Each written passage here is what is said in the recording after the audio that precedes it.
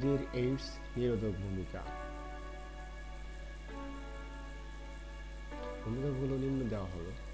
জীবনের প্রথম পুষ্টি দুধ, আদর্শ খাদ্য হিসেবে দুধ সর্বজন স্বীকৃত।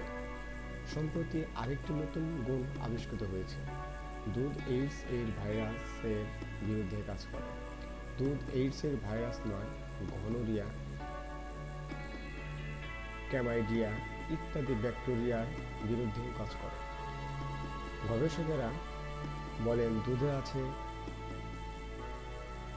মোনোক্যাপ্রিন নামে এক বিশেষ উপাদান, যার জীবাণুনাশক ক্ষমতা আছে। এটি দুধের ফ্যাট বা স্নেহধর্মী অংশে থাকে, পাওয়া যায় মায়ের দুধ ও গরুর দুধ দুটোতেই। নারকেলেও মোনোক্যাপ্রিন পাওয়া যায়। গবেষকরা মোনোক্যাপ্রিনকে প্রক্রিয়াজাত করে ওষুধ বানাতে চেষ্টা করেছে।